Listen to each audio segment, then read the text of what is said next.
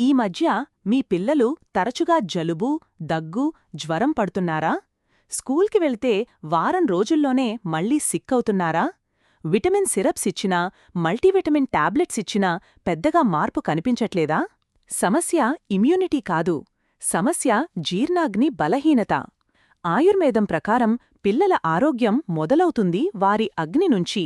Ayurveda classics like Charaka సంహితాలో చెప్పింది, బలమైన అగ్ని ఉన్నవారికి రోగాలు తక్కువగా వస్తాయి.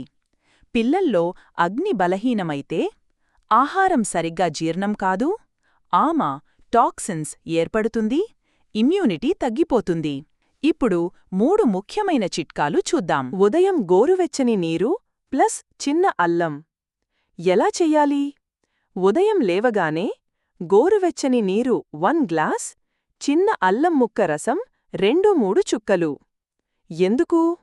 అగ్ని పెంచుతుంది, ఆమ తగ్గిస్తుంది, జలుబు వచ్చే అవకాశాలు తగ్గిస్తాయి.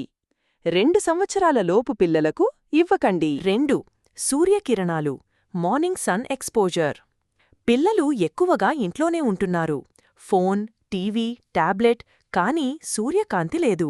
ఆయుర్వేదం ప్రకారం సూర్యుడు ప్రాణశక్తి.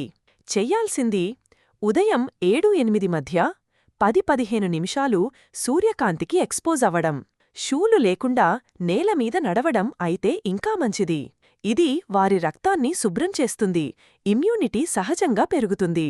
రాత్రివేళ తేలికపాటి భోజనం.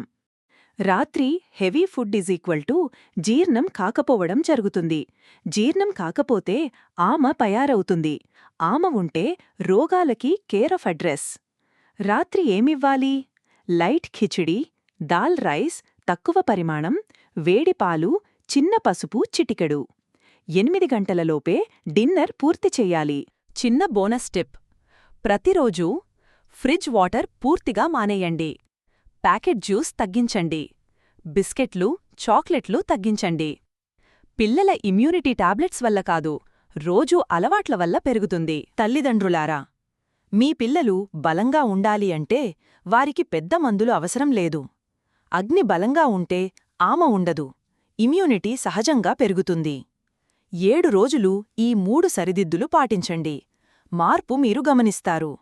మరిన్ని ప్రాక్టికల్ టిప్స్ మరియు సలహాలు గురించి ఇప్పుడే ఫాలో అవ్వండి SR ఆయుర్శాస్త్ర ఛానల్ని.